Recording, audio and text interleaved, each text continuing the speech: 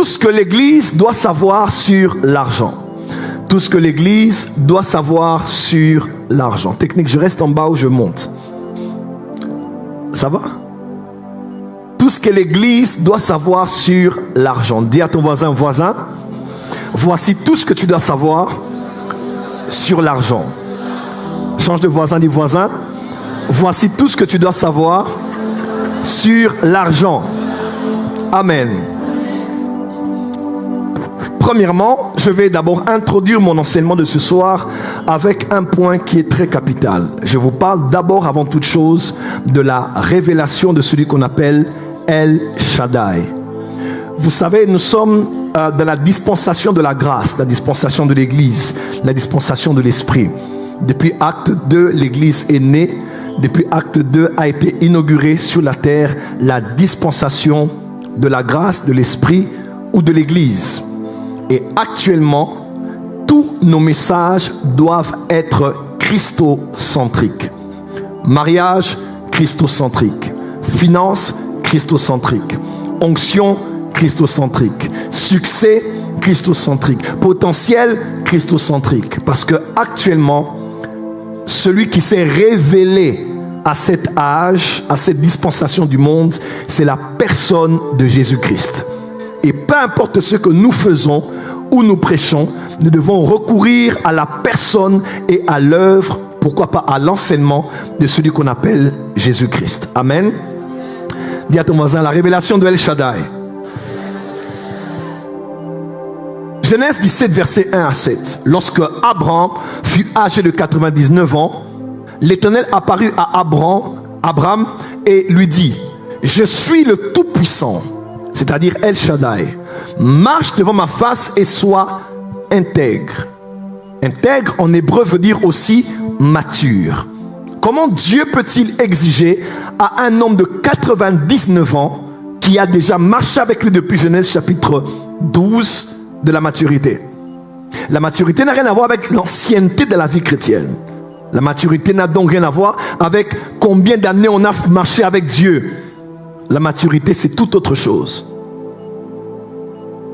99 ans sont des nombres, des chiffres. Mais la maturité, c'est un état d'esprit, un état de mentalité. Et la maturité commence avec Abraham lorsqu'on découvre El Shaddai. Pourquoi l'Église agit comme une Église immature dans des débats terre à terre et des débats interminables, si ceci c'est biblique, cela ce n'est pas biblique, ou avoir ceci c'est biblique, ceci ce n'est pas biblique, malgré 2000 ans déjà que l'Église existe?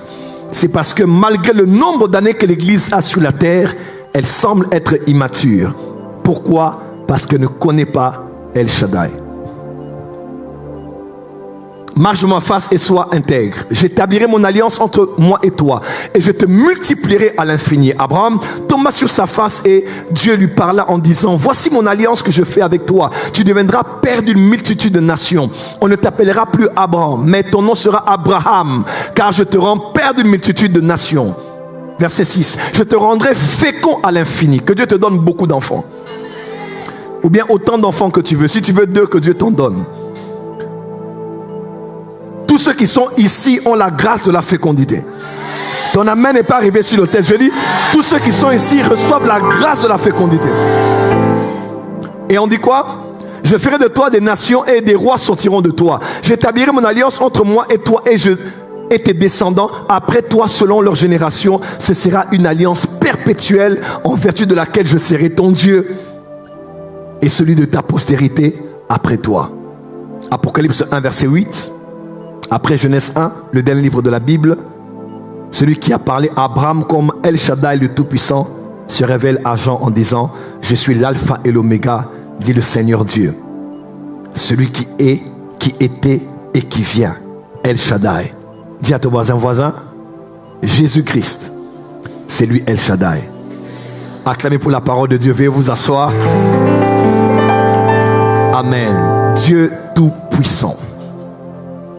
Alors, qui est El Shaddai? El Shaddai signifie Dieu Tout-Puissant. Le El, comme El de Elohim, El pointe vers le pouvoir de Dieu lui-même. Shaddai semble être dérivé d'un autre mot qui signifie poitrine ou bien mamelle. Celui qui implique que Shaddai signifie quelqu'un qui nourrit, qui allaite, qui suffit, qui satisfait, qui est capable mais aussi qui détruit. Amen. C'est Dieu comme elle qui aide, mais Dieu comme Shaddai qui bénit abondamment avec toutes sortes de bénédictions. Elle, on parle de Dieu, Elohim, n'est-ce pas? El Gibor, El Sabaoth, El Shaddai. Shaddai parle de poitrine ou de mamelle. Ce que j'aime, c'est qu'il est écrit que Dieu fonde sa gloire sur la bouche des enfants qui allaitent. Imaginez-vous un peu cela. Quand je dis imaginez-vous donc et l'image, un enfant en train de téter. C'est une belle image que nous voyons. Des fois l'enfant dort. Tu fais bouger l'enfant, il dort. Plus rien ne fonctionne sauf la bouche. Il ne force pas. Il prend de sa source. Il prend de sa mère. Il prend de celle qui lui a donné la vie. La vie. Le lait. La nourriture. Tout ce qu'il faut pour sa croissance. L'enfant est calme. Il est juste orienté. Et il prend. Il prend. Il prend. Et Dieu fonde sa gloire dans la bouche de ce genre d'enfant. Écoutez-moi très bien. Quand tu connais El Shaddai, tu ne crains pas, tu ne paniques pas, tu ne stresses pas, tu n'es pas frustré. Non, tu es calme. Tu regardes à Dieu et tu t'aides seulement. Parce que Dieu est celui qui te donne ton pain quotidien et tout ce dont tu as besoin chaque jour. Dis amen très fort. Shaddai veut dire mamelle. Ou bien celui qui nourrit, qui allaite, qui suffit. Voilà pourquoi El Shaddai, ce n'est pas que le Dieu tout-puissant, c'est aussi le Dieu tout-suffisant. Il te suffit pour te marier. Il te suffit pour réussir. Il te suffit pour voyager. Il te suffit pour avoir tes documents ici en France. Il te suffit pour commencer et terminer. Il te suffit pour éduquer tes enfants. Il est celui qui est le tout-puissant, mais aussi le tout-suffisant. Dis à ton voisin, Dieu me suffit. Dis encore à ton voisin, Dieu, il me suffit. Oui, tu dois le savoir. Comprendre Shin pour comprendre El Shaddai. Suivez-moi très bien dans ma logique. Quand on parle de Shaddai, on parle de Shin. C'est la 21e lettre de l'alphabet hébraïque. C'est ainsi que j'appelle. Il faut comprendre. Pour comprendre El Shaddai, il faut comprendre El et Shaddai. Mais pour comprendre Shaddai bien, il faut comprendre la première lettre de l'alphabet hébraïque. La 21e lettre plutôt. La lettre Shin est la 21e lettre de l'alphabet hébraïque. Elle est le diminutif de Shaddai. Donc des fois, on peut mettre Shin. Tout le monde sait qu'on parle de Shaddai. Des fois, on peut mettre Shin. Donc quand on met la lettre Shin, généralement les Hébreux savent qu'on parle de El Shaddai. On peut dire Shaddai, El Shaddai, ou bien on peut tout simplement mettre la lettre Shin. Quand on voit Shin, c'est l'un des noms de Dieu. Car ce mot a plusieurs significations différentes. Shaddai veut dire tout-puissant. L'une des appellations de l'Éternel, c'est ainsi que nous signalons que notre domicile est sous sa protection. Ici, on parle des Hébreux en particulier. Je vais vous expliquer. En allusion à Psaume 91, celui qui demeure sous l'abri du Très-Haut, celui qui demeure sous l'abri de El Elyon, repose à l'ombre de El Shaddai. Je répète, celui qui demeure sous l'abri de El Elyon, repose à l'ombre de... Alléluia. Celui qui demeure sous l'abri de El Elyon, repose à l'ombre de... Amen. L'essentiel se trouve cependant renfermé à l'intérieur de l'objet. Je vous explique dans quelques minutes. Un parchemin contenant 2 citations de lignes. Le schéma Israël. Le schéma Israël, c'est comme notre père des Hébreux, des Juifs. Alors de quoi est-ce que je parle ici? Je parle de quelque chose que vous devez connaître. Déjà Shin, quand on parle de Shin, la lettre Shin, c'est la 21e lettre de l'alphabet hébraïque. C'est la lettre qui parle du nom de Dieu. Amen. Et on voit Shin au début du mot shekel.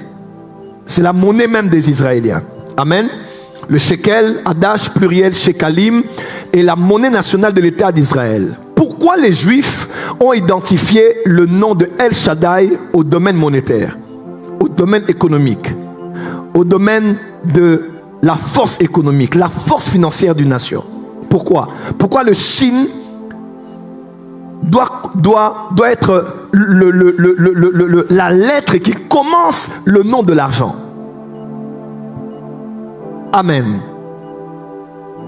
Mais aussi, les Juifs placent Shin aussi dans le domaine militaire ou de l'armement. On parle de Shata Hashim, désigne l'heure du début d'une opération militaire. Shin, Krav Shin Beshin, combat de Shin contre Shin. Ici on parle de deux unités, des unités des tanks. Shin Bet, on parle des services de sécurité. Sécurité, renseignement, finance, système de l'armement militaire tourne tout autour de Shin. Shin Gimel désigne le soldat qui garde l'entrée d'une base militaire. Alors pourquoi on a placé le domaine économique et le domaine militaire, sécuritaire, de la protection, on a mis dans ce domaine financier, économique et dans le domaine sécuritaire et de protection, même de guerre, on commence avec Shin, parce que les Juifs savent qu'il faut impliquer El Shaddai dans le domaine économique et dans le domaine militaire. C'est ainsi que j'aimerais te dire, ne crains rien. El Shaddai est avec toi dans tes affaires. Il est avec toi dans tes finances, il est avec toi dans tes entreprises et même dans les idées que tu as, tu es prêt à investir. El Shaddai te suffit pour réussir. Dis amen bien. Mais aussi par rapport à la sécurité et la protection, ne crains rien. El Shaddai est là, il te garde, il te protège et il veille sur toi. Amen. Il te suffit. Il te suffit. Vous savez, le mot Shaddai se retrouve plusieurs fois dans les Écritures, surtout dans le livre de Job. Quand vous lisez Job, du début à la fin, vous lisez l'hébreu, en hébreu, vous allez voir que Shaddai revient plusieurs fois. À la fin même, il dit, mon oreille avait entendu parler de toi, maintenant mon œil t'a vu. Il dit, je reconnais que tu peux tout. Shaddai. Et que rien. Il dit, Dieu, je reconnais que tu peux tout. Est-ce que tu peux croire que Dieu peut te donner d'avoir des 200 millions d'euros dans ce pays? Pourquoi ton amen n'est pas... Quand vous allez sur les champs, vous voyez, n'est-ce pas? Non, vous voyez ici, il y a, dans toute la ville de Paris, vous allez voir musée Louis Vuitton, musée Dior, musée ceci, musée cela. C'était des hommes et des femmes comme vous. Nous étions en Italie ici, d'où vient Gucci. Une famille d'air divisée, pour ceux qui ont suivi peut-être les documentaires. Mais c'était des hommes et des femmes comme vous. Aujourd'hui, il y a une grande famille, la famille de Fiat, ceux qui ont Fiat.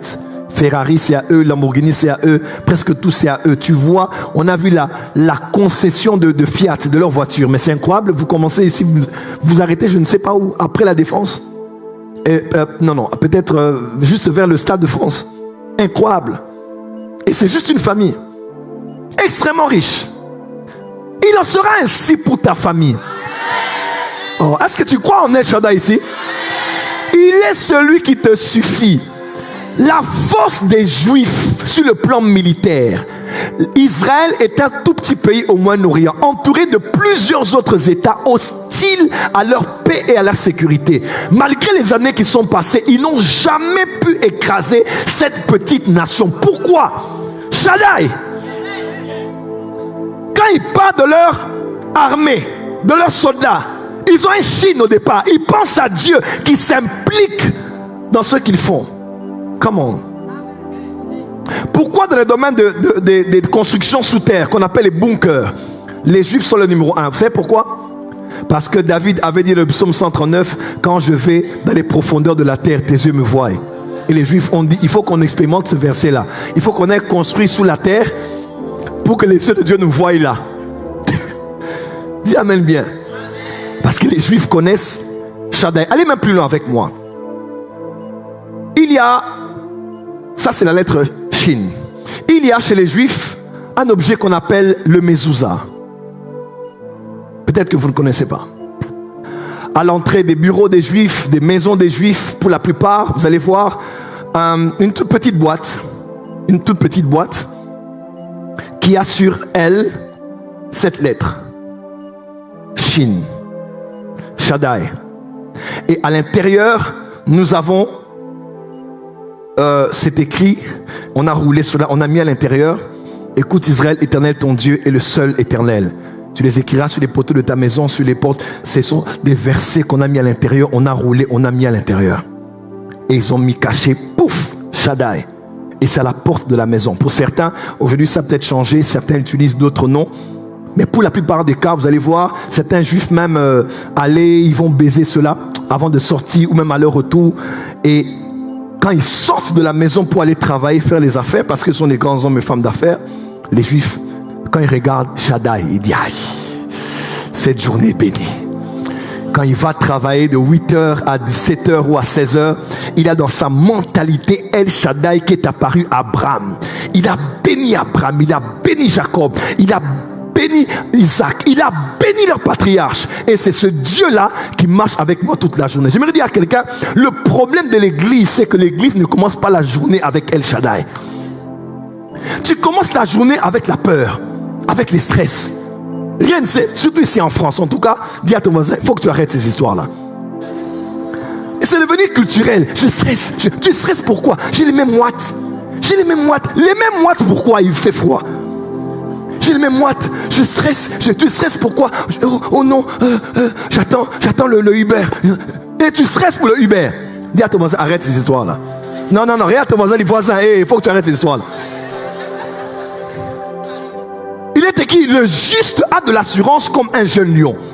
Donc quand le jeune lion marche là, il a l'assurance. Arrête de toujours paniquer, avoir peur de tout et de rien.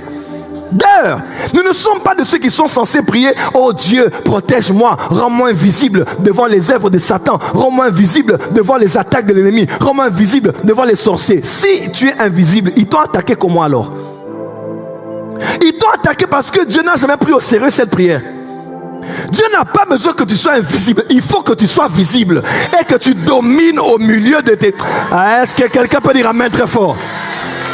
Dis à ton voisin, je demeure sous l'abri de El Elyon. Je repose à l'ombre. Comment? À l'ombre de El Shaddai. Arrête d'avoir peur d'un moustique, peur d'une souris, peur d'un chat qui a miaulé la nuit. Crois que El Shaddai est avec toi. Il te protège, il te bénit. Toi, ton mari, ta femme et les enfants. Et c'est comme ça que les Juifs ont gardé quelque chose devant leurs yeux. Ils savent que El Shaddai protège notre demeure, protège les enfants. Je quitte la maison, mais El Shaddai protège la maison. Il protège mes enfants. Il garde les miens. Tu n'as pas besoin d'un mezouza aujourd'hui, mais tu peux être un mezouza. Amen, amen. Tu dois avoir la conscience que Shaddai est avec moi à chaque instant. Bénédiction sacerdotale. Il y a ce verset que j'aime beaucoup. Telle est la loi pour celui qui fait le vœu de Naziréa. S'il vous plaît, allons au verset 23 de Nombre chapitre 6. Parle à Aaron et à ses fils et dit, vous bénirez ainsi les enfants d'Israël. Quand un juif parle de ce texte, ils disent, on bénit Israël comme ça. Comme ça. Quand ils veulent déclarer ce verset, ils font cet acte. Quand je fais ça, quelqu'un va dire, prophète, doucement. Quand les Juifs doivent bénir, ils disent quoi? Que l'Éternel te bénisse. Hein? Ils font ça. Et qu'il te garde. Que l'Éternel te baraque et qu'il te chamarre. Qu'il te bénisse et qu'il te garde. Pourquoi dois-tu te garder après t'avoir béni? Parce que ta bénédiction va élever des ennemis, va élever des jaloux, va élever des envieux. Même tes proches amis deviendront des ennemis. Alors qu'ils te bénissent, mais qu'ils ne s'arrêtent pas là, qu'ils te gardent. Je décrète et déclare sur toi que Dieu te bénisse et qu'il te garde. Et pourquoi font-ils ça? C'est le signe pour imiter la lettre de l'alphabet hébraïque qu'on appelle Shin. C'est-à-dire, nous te bénissons de la bénédiction de Shaddai. Que Dieu te bénisse, qu'il te garde, qu'il fasse luire sa face sur toi et qu'il t'accorde de sa grâce, qu'il tourne sa face vers toi et qu'il te donne la paix. C'est ainsi qu'ils mettront mon nom. Voilà. Quel était son nom? Il s'est révélé à Abraham comme étant Shaddai, El Shaddai. Je suis El Shaddai. Vous allez placer El Shaddai sur mon peuple et vous allez les bénir et déclarer la protection sur eux. Est-ce que ça passe? Qui a ses enfants ici? Qui a emmené ses enfants? Quand vous rentrez à la maison aujourd'hui, bénissez vos enfants. Bénissez, même si vous ne pouvez pas faire ça, c'est pas grave. Mais ayez en conscience El Shaddai. Que Dieu bénisse mes enfants, que Dieu les garde. Pardon?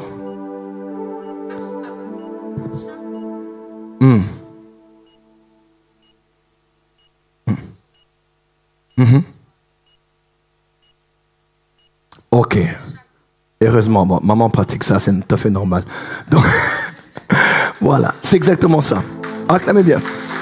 Donc, chaque vendredi, clôture la semaine, on va commencer une nouvelle. Au milieu du début, pardon, à la fin et au commencement, on bénit. Quand on rompt le pain, on mange en famille, on déclare la bénédiction d'Abraham. Quelle puissante illustration. Tu dois bénir ta maison au nom de El Shaddai. On va avancer. Voilà. Dis avec moi El Shaddai. El Shaddai dans les Écritures, s'il vous plaît. El Shaddai dans les Écritures a béni les patriarches, n'est-ce pas? El Shaddai a béni et enrichi les patriarches. La richesse d'Abraham. Abraham était riche en troupeaux. Troupeaux, camions, voitures, tracts, bus. Abraham était très riche en troupeaux, en argent et en or. Il était encore Abraham, il n'était pas Abraham. Il ramena toutes les richesses, il ramena aussi Lot, son frère, avec ses biens ainsi que les femmes du peuple. Il est allé en guerre. Dans l'histoire de Melchisédek, il a pris des richesses. Il était déjà riche, mais il en a amassé encore. Chapitre 13 d'ailleurs, on dit Lot qui voyageait avec Abraham avait aussi des brebis, des bœufs et des tentes. Et la contrée était insuffisante pour qu'ils demeurassent ensemble, car leurs biens étaient si considérables qu'ils ne pouvaient demeurer ensemble. Et il y eut querelle entre les bergers des troupeaux d'Abraham et les bergers des troupeaux de Lot. Il y avait trop de biens. On a une grande concession familiale, il n'y a plus de place pour les voitures. Moi j'en ai 50, toi tu en as 60, plus de place. Et nos chauffeurs commencent à se disputer. Il y a trop. Dis à ton voisin que Dieu te donne en abondance. Amen. Genèse 24, Abraham était vieux, avancé en âge, et l'Éternel avait béni Abraham en toutes choses. Que Dieu te bénisse en toutes choses. 35, l'Éternel a comblé, c'est Eliezer qui parle quand il va chercher une femme pour Isaac. L'Éternel a comblé de bénédictions mon Seigneur, qui est devenu puissant. Il lui a donné des brebis et des bœufs, et de l'argent et de l'or, des serviteurs et des servantes, des chameaux et des ânes. Au soir de sa vie, il était très riche, béni en toutes choses. Cela sera la fin de l'histoire de ta vie. Tu sais, hein, un homme béni, on le reconnaît aussi par comment il meurt. Il y a des cas d'exception, Dieu peut permettre qu'il se glorifie par une certaine mort de martyr. Mais la bénédiction dans une famille se caractérise par, tu vois, vraiment papa, il est en train de mourir, il vous bénit. Il laisse des testaments, il part. C'est pas quelqu'un, on veut me chercher, on vient, oh, ils arrivent, Non, c'est la sorcellerie. C'est pas une bonne mort. Tu dois mourir et dire bye, shalom, je pars. On se revoit de l'autre côté. Ta mort sera une mort paisible. Tu vas mourir avancé en âge. Une vieille, cool, flex, stylée, et tu pars bien. Pas mourir comme quelqu'un qui a eu des problèmes sur la terre. Tu meurs bien. Hein? Tu prends ta tasse de thé ou ton cappuccino, tu dis bon, et tu fais le schéma Israël où tu bénis l'Éternel. Tu fais même ça. Tu chantes les cantiques, tu dis oh, prends mon âme, et tu pars.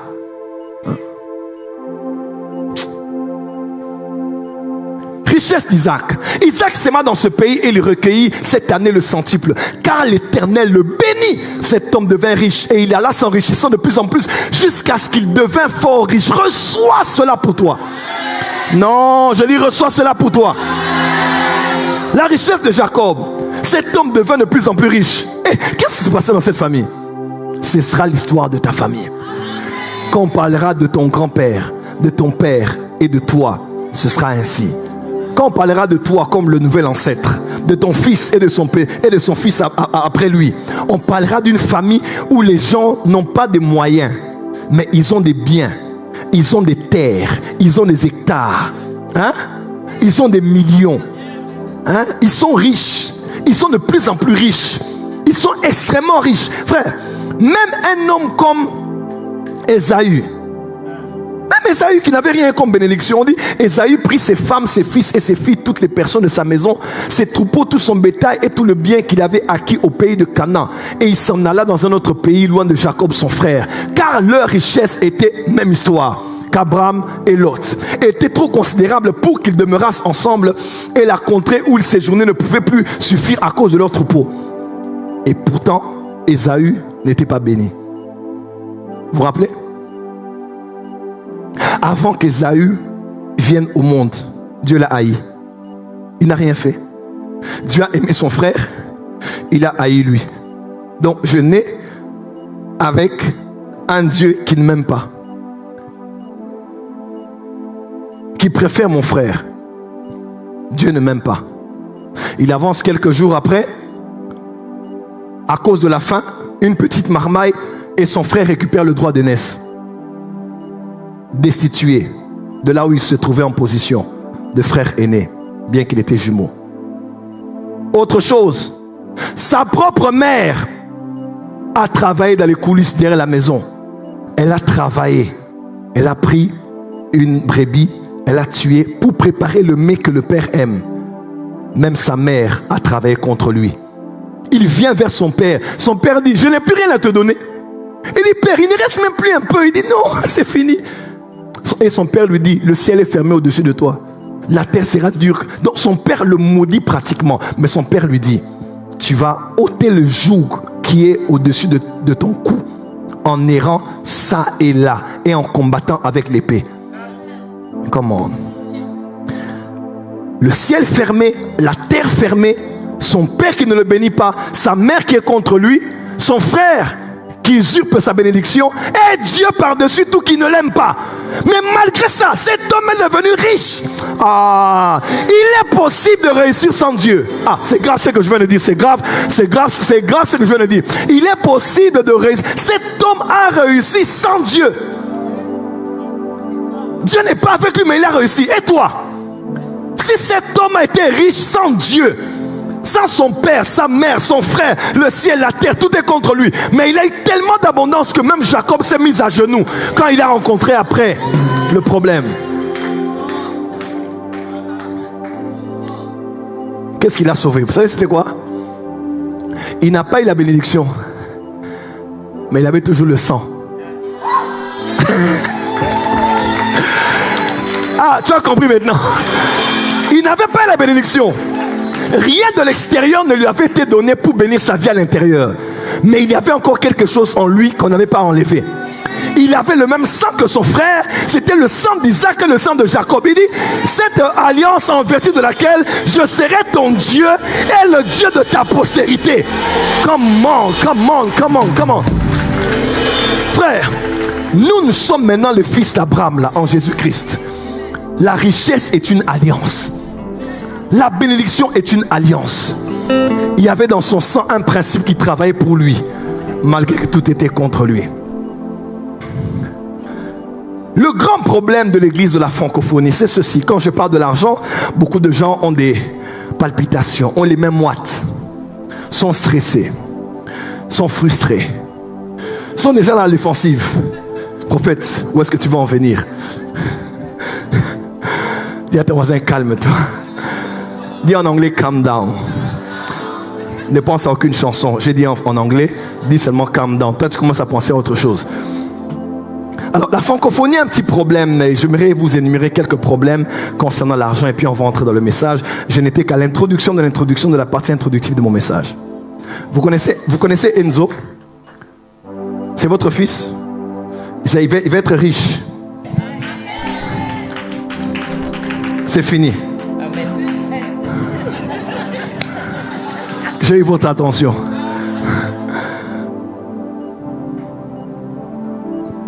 Premier problème de l'église de la francophonie. L'ignorance sur ce que dit la Bible concernant l'argent. Beaucoup de chrétiens francophones ne savent pas au fait que dans la Bible a aussi un discours sur l'argent. Le saviez-vous? La Bible a énormément de choses à dire sur les finances et la prospérité. Sur les 38 paraboles de Jésus que Jésus a données, 16 parlent d'argent ou des possessions. Dans les évangiles, 10%, soit un verset sur 10, dont 288 versets en tout traitent directement au sujet des richesses. La Bible contient 500 versets sur la prière, moins de 500 versets sur la foi, mais plus de 2000 versets sur l'argent. Ah! Donc si la Bible était un prédicateur, elle aurait plus prêché sur l'argent que sur la prière et la foi. Ah! Si la Bible était un homme et qu'il pouvait parler, la Bible aurait plus parlé de l'argent que de la foi et la prière. Vous avez inversé les choses. Prier, prier. La prière ne donne pas l'argent. La prière n'est pas dans l'équation de l'acquisition de l'argent. Non. Non. Voilà, tu as vu comment tu es frustré. Je demande à Dieu. Il a dit tout ce que vous demanderez. Papa, il y a des choses là, ce n'est pas la prière. Ce n'est pas la prière. Ce sont les principes. Ce sont les principes. Donc si la Bible, chrétien francophone, si la Bible était un homme prédicateur aujourd'hui, elle aurait parlé plus de l'argent et des biens que de la foi et la prière. Ne doit-on pas prier? On doit prier, mais 500 fois. Ne doit-on pas avoir la foi? Si, mais un peu moins de 500 fois. Doit-on parler d'argent? Oui, plus de 2000 fois. Parce que life is practical. La vie est pratique. La vie n'est pas mystique. La vie, écoutez-moi, le succès est prévisible. Quelqu'un m'entend? Le succès est prophétisable. Il y a des choses, ça ne dépend même pas d'avoir entendu Dieu. Tu vois cette personne, comment elle se comporte, tu sais qu'elle va réussir demain. Donc la Bible, vous ne le savez pas, mais la Bible parle de l'argent. Et on doit être clair avec ça. Autre chose. Deuxièmement, la déception à cause des abus. Oh oui, je sais qu'il y en a de ceux qui ont abusé. Demandant l'argent de la construction de l'église. Ça fait déjà 5 ans. On n'a jamais acheté la parcelle, on n'a jamais construit. Mais le pasteur a construit des maisons, il a des voitures et il voyage. Et il n'a pas honte, hein? Il n'a pas froid aux yeux, il revient encore. Vous devez donner pour la parcelle. Il invite ses amis, il invite ses évêques, il invite ses archevêques. Ils font les mêmes appels de fonds, mais on ne voit pas des résultats. On ne voit rien. Un pasteur m'a dit, prophète Joël, à peine tu commences, ça fait 1 année, tu as déjà ce genre de caméra, ce genre de matériel. Je lui ai dit, tout ce qu'on donne là, on le met d'abord pour l'œuvre de Dieu. Quelqu'un me suit? Donc on n'est pas ici pour prendre l'argent, aller construire une vie. Non, tout ce qu'on a, même majoritairement ce qu'on reçoit là, on injecte encore de l'œuvre de Dieu. Parce qu'il est écrit, celui qui soigne un figuier en mangera le fruit. Il y a 2 verbes, manger, soigner et manger. Mais avant de manger, il faut soigner. L'ouvrier mérite son salaire, mais on ne prend pas son salaire à tout moment. Il y a un moment où on va prendre. Maintenant là, on travaille d'abord. Dis à ton voisin, travaillons d'abord. Je sais qu'il y a des abus, il y a de ceux qui ont abusé avec la prophétie, ils ont abusé avec... c'est pour? Je me suis. Okay.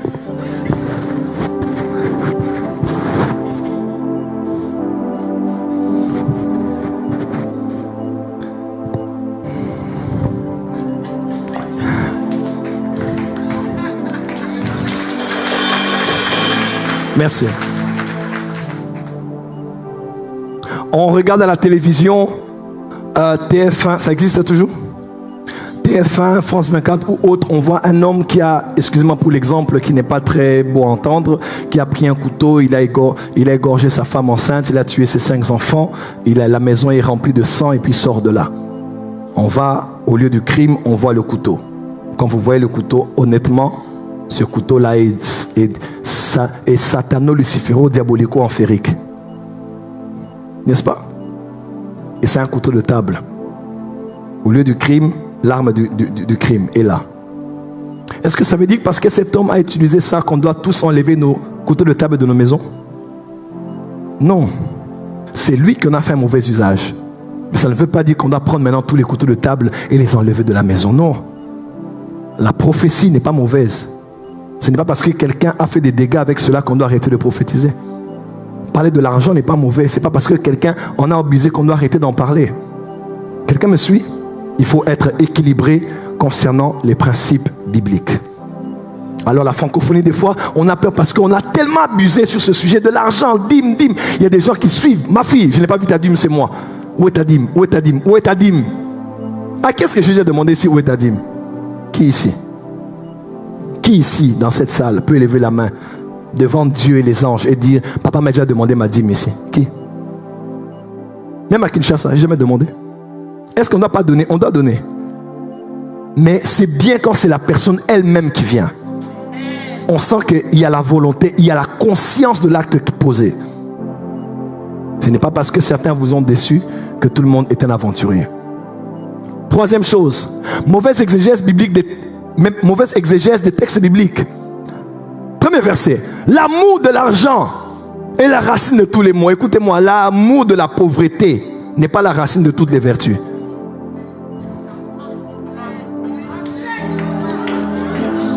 L'amour de l'argent est la racine. Papa, l'amour de la pauvreté n'est pas la racine de toutes les vertus.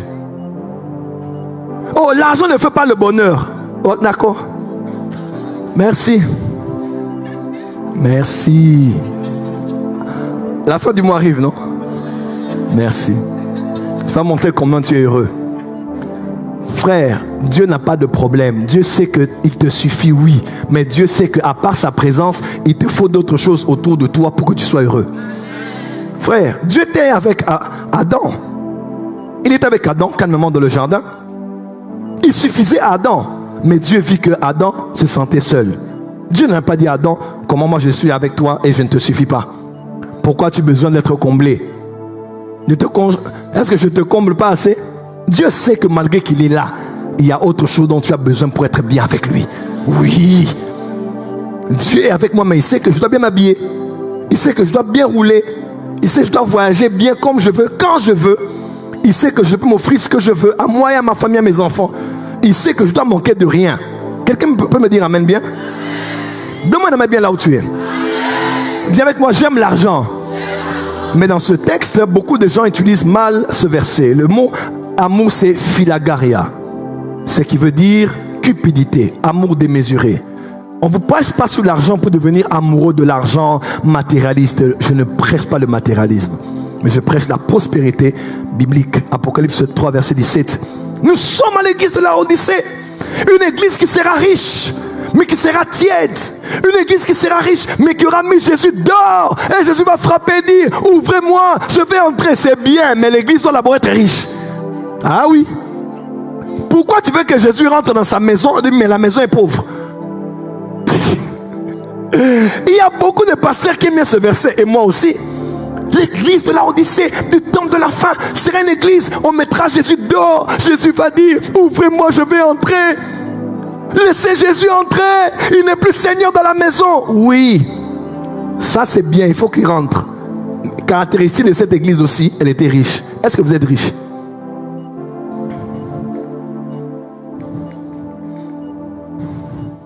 Que Jésus revienne, qu'il entre à nouveau, je ne refuse pas. Mais l'église de la Odyssée, si c'est moi, je veux aussi être riche.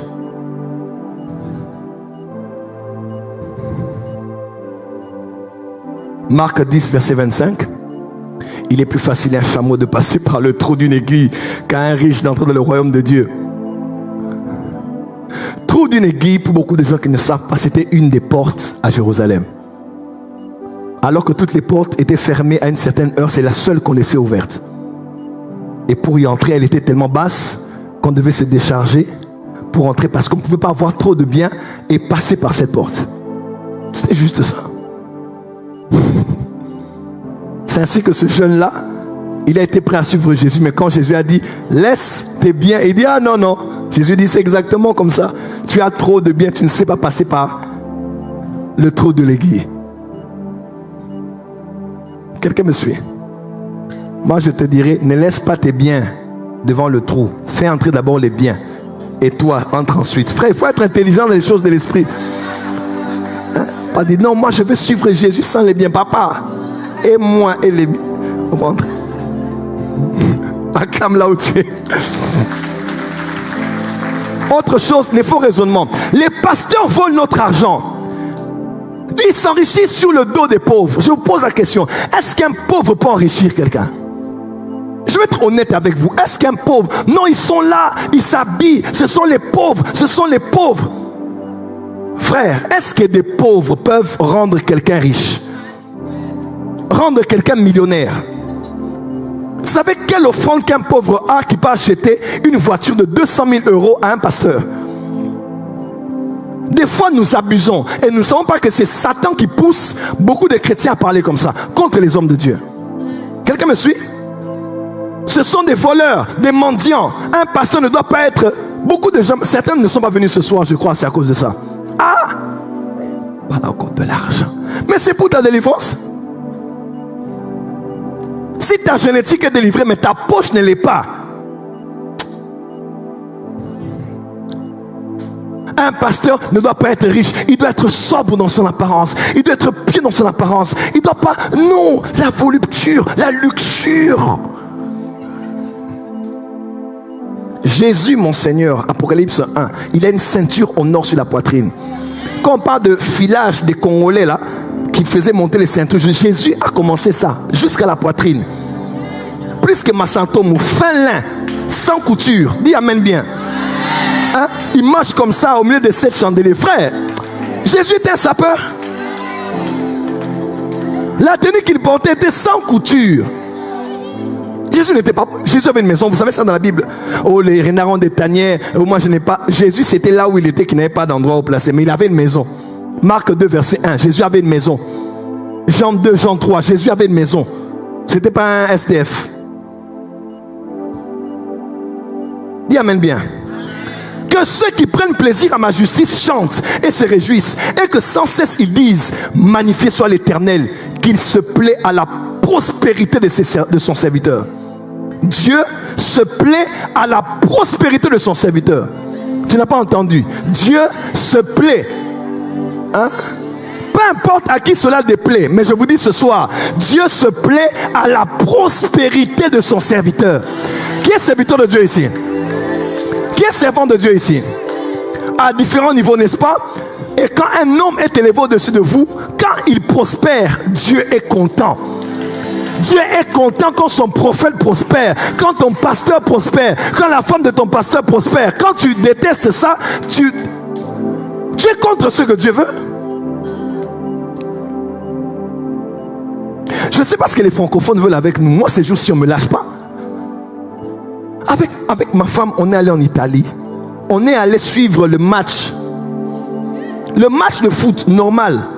Parce qu'au stade des martyrs chez nous à Kinshasa, on est très connus. Déjà en route là, papa, daddy, beaucoup de gens. On dit bon, au stade des martyrs c'est compliqué, sortir, rentrer, ça va être trop de regards des gens qui vous connaissent, c'est pas intéressant. On peut peut-être aller même ailleurs où on ne connaît pas, incognito, on part ensuite le match et puis là-bas. Et c'était Italiano, Juventus. Et moi j'ai dit, j'ai crié là-bas. Et je poste. Et les gens se fâchent. Notre argent. Tu vas suivre le match. Non, excuse-moi, ce n'est pas une réponse. C'est un cas de figure pour parler de combien les francophones ont un problème. On a un grand problème. Un anglophone n'aura jamais un problème avec ça. C'est un faux débat. Un ticket de stade, c'est pratiquement rien. C'est combien à peu près? Même pas en VIP. On était dans la foule. Mais il y a des gens qui ne sont pas contents quand tu es content. Et il va même te dire, crée du travail, crée des entreprises. Vous n'avez pas eu le courage et le culot de parler à vos gouvernements. C'est à moi qui vous allez parler pour que j'aille créer du travail pour vous. Non, soyez honnête avec moi. N'attaquez pas les mauvaises personnes. Celui qui crée l'emploi les autres, c'est... Moi, mon travail, c'est de prêcher l'évangile. Je suis nouveau marié d'une année et je prends ma femme, on va se reposer, on suit un match. Comment tu peux te fâcher? Non, mais c'est la vérité. Et on va te demander à toi de faire ce que le gouvernement, l'État congolais doit faire. Ce n'est pas juste. C'est pas juste. Écoutez-moi, ça doit être clair à la porte des cieux. Quand un de nos pasteurs prospère ici, on doit être content. Quand l'évangéliste Myriam débarque ici en Ferrari, ne dis pas c'est quoi cette église là-bas. Oh, dis à tes voisins, bienvenue à la porte des cieux. Je décrète et l'éclat que la voiture qui sera dehors va scandaliser quelqu'un en France.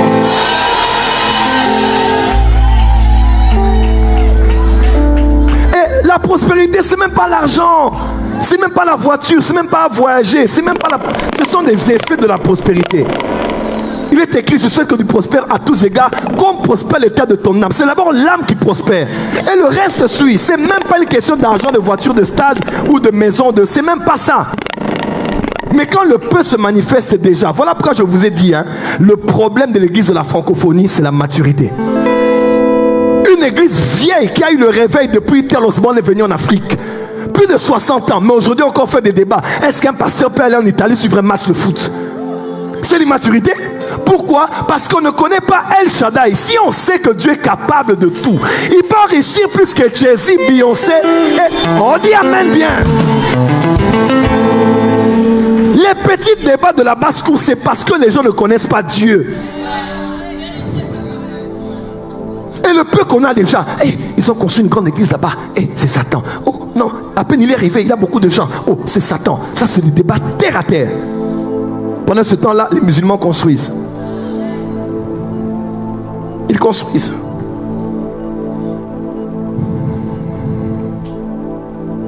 Dieu prend plaisir à la prospérité de son serviteur.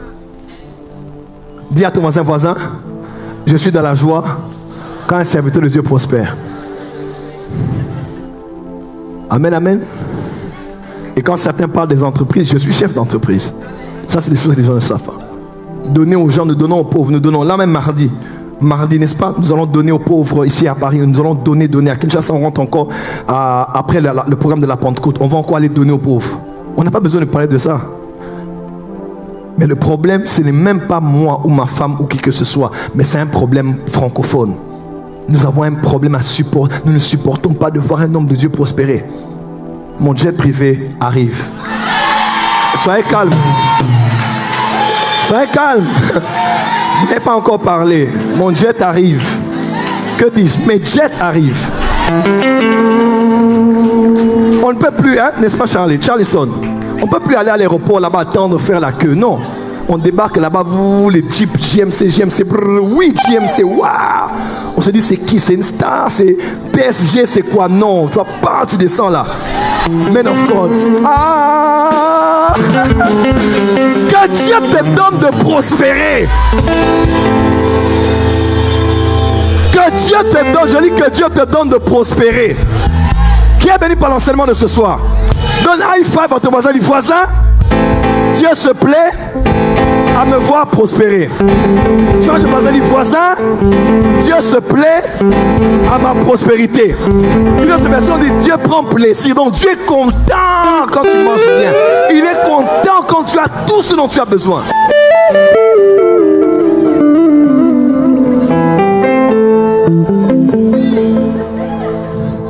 Tout ce que vous devez savoir, on ne va pas mâcher les mots. Je suis sur ma chair, je dis la vérité ici. Bientôt mon jet privé arrive. On va faire comment? Oh, pourquoi il dépense l'argent pour le jet?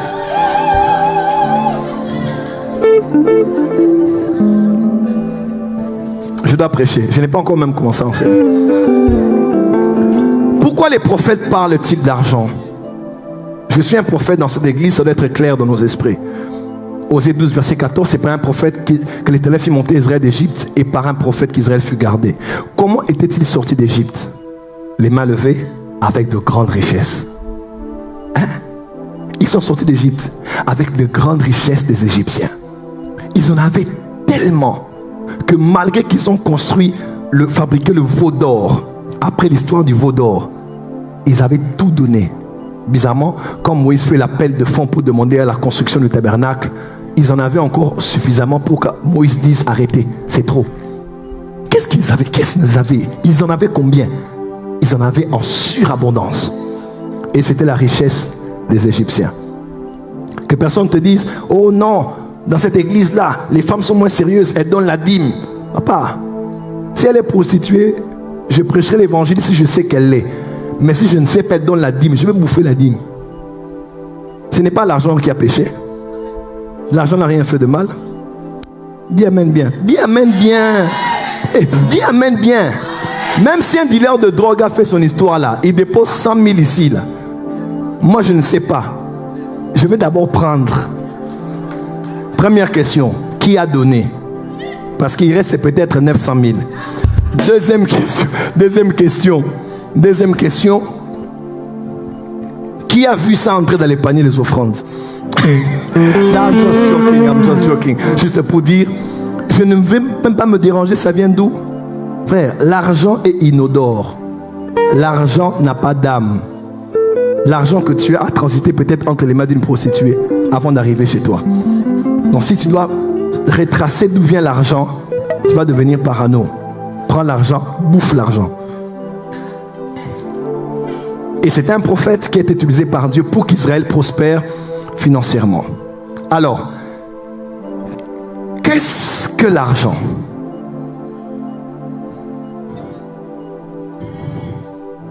Qu'est-ce que l'argent? Donnez-moi de l'argent, s'il vous plaît. Please. Je t'aime aussi, ma fille. Donnez-moi de l'argent. Pièce, même si vous avez. Je vous rends, ne vous en faites pas, je vais rendre. Pièce. Ouais, une pièce. Qui a du dollar ici? Non. Qui a un dollar ou une autre monnaie? Une autre. Je vais rendre, hein?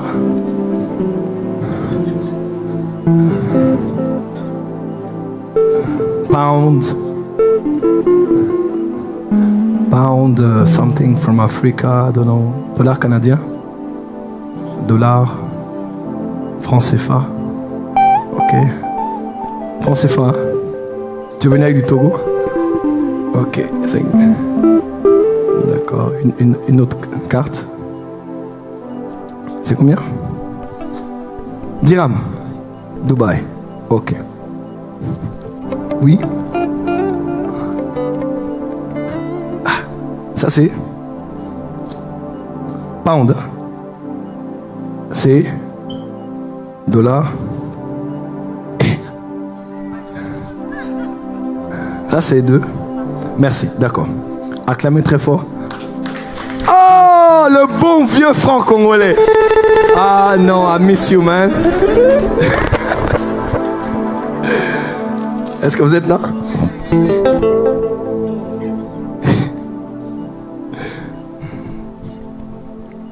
Alors, excellent peuple de Dieu, ce soir je vous ai posé la question de savoir, excusez-moi de me donner de l'argent. Et vous êtes venu me donner tout cet argent. Je vois ici de l'euro, je vois du franc congolais, je vois du dollar américain, je vois du dollar américain, je vois pound. Que Dieu garde le roi. C'était quand, avant-hier? Hier? Qui a suivi? Ah non, toi tu lis la Bible seulement. Il y a le franc CFA ici. Alors, je vous ai posé la question, je vous ai demandé ici, donnez-moi de l'argent. Et vous êtes tous venus avec cet argent et je bénis Dieu pour cela. Mais j'aimerais vous dire, ce que vous m'avez donné, ce n'est pas de l'argent. Vous m'avez donné de la monnaie. Ce n'est pas de l'argent.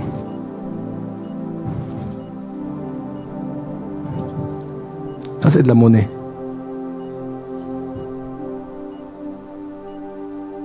Si ça, c'est l'argent, ça, c'est quoi?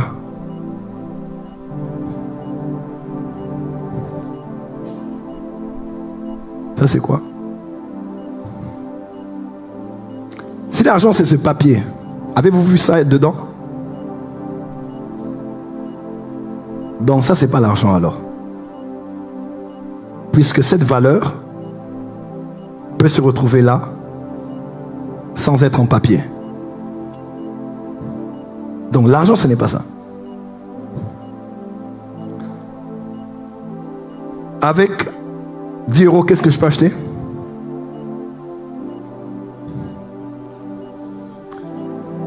Quoi? Kebab. Hein?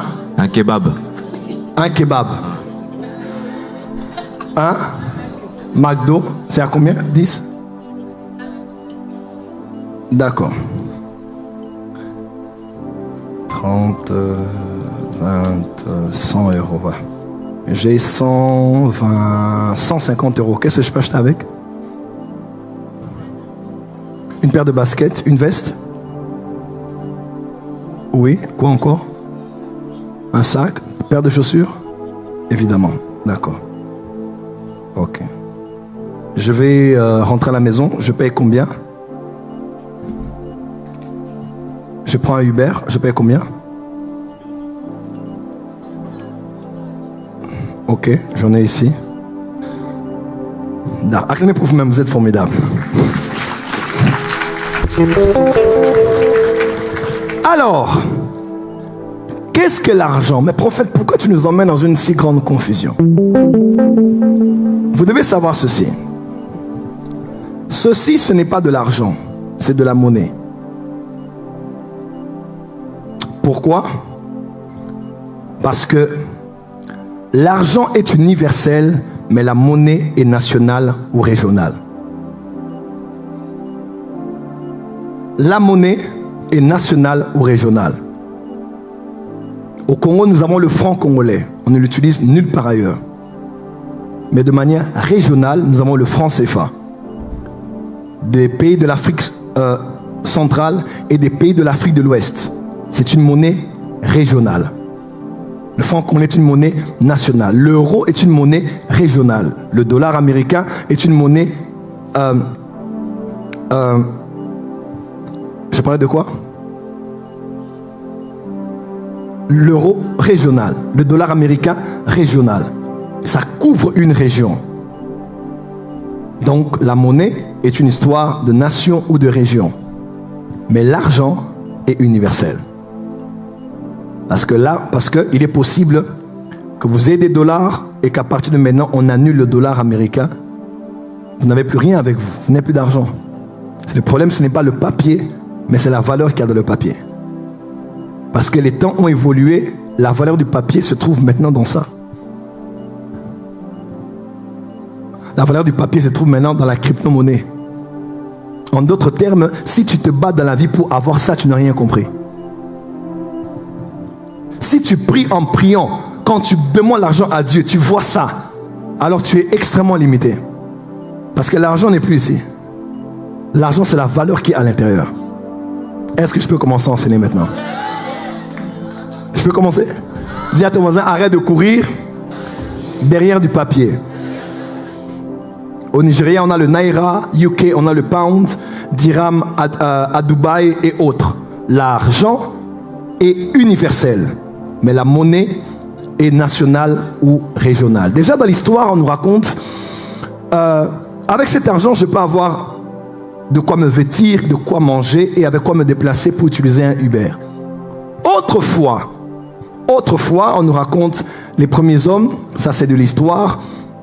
Autrefois, les hommes vivaient d'abord de la chasse et de la cueillette. Pourquoi? Parce que avant de manger, on n'avait pas besoin d'utiliser ceci. Avant de s'habiller, on n'avait pas besoin d'utiliser ceci. Avant d'avoir une maison, on n'avait pas besoin d'utiliser ceci. On utilisait la capacité, la force, l'ingéniosité de grimper, de cueillir, d'attaquer, de tuer, d'utiliser la peau pour se vêtir ou couvrir sa maison. Quelqu'un me suit? Ou d'utiliser la chair pour manger et pour plusieurs autres choses, même se soigner. On n'avait pas ces billets de banque, mais on avait l'intelligence, l'ingéniosité et la capacité. Donc l'argent à l'époque qu'on pouvait donner pour avoir à manger, comment? Pour avoir à boire, pour avoir de quoi se nourrir, de quoi se vêtir, de quoi payer la maison, ce n'était pas ça. Mais c'était sa capacité, son intelligence à aller chasser, à aller tuer, à aller prendre et utiliser une partie de l'animal, de sa proie, pour se vêtir et pouvoir couvrir son toit et sa maison. Se réchauffer lorsqu'on avait froid. Et quelque temps après, ce n'était donc plus la capacité ou l'habilité. Il y avait plusieurs sections comme ça, on étudiait ça en économie. Après, pour avoir à manger, on commençait à utiliser le troc. Parce que ce que j'ai, afin d'avoir ce dont j'ai besoin, ce que j'ai n'est pas toujours ce dont j'ai besoin maintenant. Alors je peux donner ce que j'ai en échange de ce dont j'ai besoin et vice versa. Et celui qui a ce dont j'ai besoin et j'ai ce dont il a besoin, on échange, on fait un troc. On utilisait la farine, on utilisait le sel, on utilisait de l'huile, on utilisait les pieds, on a utilisé beaucoup de choses. Et plus tard, c'était avec de l'or. Et c'est par le système de l'or que le système bancaire est né. N'est-ce pas? Voilà pourquoi jusqu'à aujourd'hui, les réserves d'or constituent la base, la fondation même de la puissance monétaire d'une nation. Quelqu'un me suit? C'était d'abord passé par l'or. Ma prière que tu touches à l'or dans ta vie. Hein? L'or et l'argent appartiennent à qui? Ma prière est que tu aies de l'or dans ta vie. Que tu entres même dans le domaine des minéraux dans ta vie. Je dis, reçois cette grâce au nom de Jésus. Et c'est par les banques avec de l'or, un homme donné la promesse, on lui donnait la promesse de payer. C'est avec cela qu'on a commencé à imprimer les billets de banque, les chèques. Et c'est comme ça que tout s'est passé. Autour de l'or, on a eu les banques et on a eu tout ce qu'on a eu et on a eu les billets de banque. Et les temps ont avancé. Ce n'était plus avec des billets de banque. On a commencé à utiliser tout ce qui était numérique. L'argent n'était plus de cash qu'on avait, mais l'argent passait par le numérique. Deuxième révolution industrielle, troisième révolution industrielle. Quatrième révolution industrielle maintenant dans laquelle nous sommes. Surtout la deuxième et la troisième. Troisième en particulier. Le numérique, l'ère du numérique. Ce n'est plus des cash, mais j'ai ceci, paf, je paye ce que j'ai acheté. Je paye après avoir fait le carburant. Je paye après avoir commandé mon marque d'eau. Je paye. Ce n'est plus des billets. En fait, l'argent n'est plus... Quelqu'un me suit maintenant? L'argent, ce n'est pas donc ça. L'argent a commencé de quelque part pour se manger, nourrir et vivre. De différentes manières, dans différentes saisons de l'histoire. Et on est arrivé à ceci. On est arrivé maintenant avec la crypto-monnaie. Donc le problème en fait, c'est que beaucoup de chrétiens pensent que l'argent, c'est ça. Ça, c'est pas l'argent. L'argent, c'est aussi une capacité. C'est parce que tu peux utiliser ce que tu as pour avoir ce dont tu as besoin. Si tu ne peux pas utiliser les billets, tu peux utiliser autre chose. Parce que l'argent, c'est ce dont tu as, c'est ce que tu as pour avoir ce dont tu as besoin. Comment? Je vais avancer. Dis avance, prophète.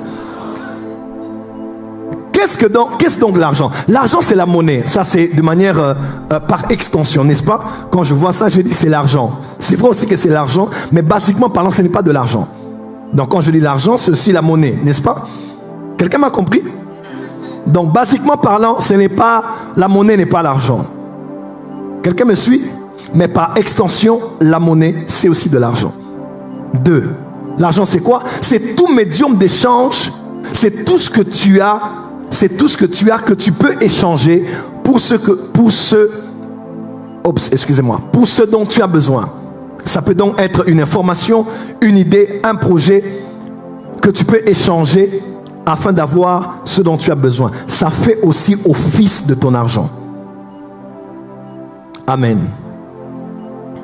L'argent, c'est quoi? L'argent, c'est la récompense qu'on te paie après avoir résolu un problème. Quelqu'un dit, tu veux l'argent, cherche tes problèmes. Dis à ton voisin, cherche des problèmes. Donc l'argent, c'est d'abord ça, par extension, n'est-ce pas? 2, l'argent, c'est ce que tu as, que tu peux utiliser pour avoir ce dont tu as besoin. Si tu peux utiliser ta beauté pour avoir ce dont tu as besoin, c'est ton argent.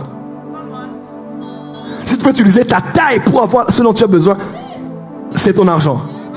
Donc ton argent, de manière universelle, ce n'est plus un billet, mais ça peut être une habilité, une capacité physique, mentale.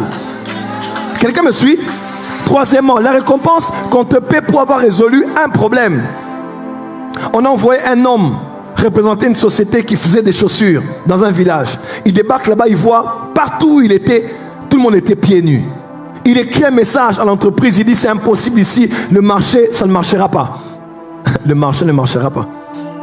Il dit parce que tout le monde est pieds nus ici, il n'y a pas de besoin. Ils ont fait une autre réunion, on a envoyé quelqu'un. Quelqu'un est venu là regarder, il a dit envoyez plus de chaussures que prévu. Parce qu'ici, il y a un vrai besoin. Ils ont besoin de porter des chaussures. Et l'argent est venu parce qu'on a échangé avec les richesses que ces hommes avaient. On a pu leur donner des chaussures et ils ont donné autre chose. Suivez-moi. Où se cache l'argent? Dis à ton voisin, où se cache l'argent? Dis à ton voisin, allons voir là où l'argent s'est caché. Il y a des gens, ils sont à Saint-Denis et puis ils sortent le matin et disent, non, je vais vraiment au centre de Paris là-bas, je vais chercher l'argent. L'argent, est-ce qu'il y a un arbre là-bas sur les champs où on va cueillir l'argent? On prend l'argent où? L'argent, tu es où? Quelqu'un dit, mais l'argent, tu es où? Je te cherche. Je te cherche, tu me fouilles. Suivez-moi. L'argent se cache dans l'homme. Combien de reins un homme a-t-il besoin pour vivre? Un seul. Un rein coûte combien? Allez sur Google. Certains c'est 10 000 euros. D'autres c'est 20 000. D'autres même sont à plus de 100 000 euros. Un rein. Dis à ton voisin, tu as 100 000 euros. Non, non. Ah, oui, dis à ton voisin, tu as 100 000 euros. Avec toi, fois 2. Tu peux survivre avec un rein. Que fais-tu avec 2?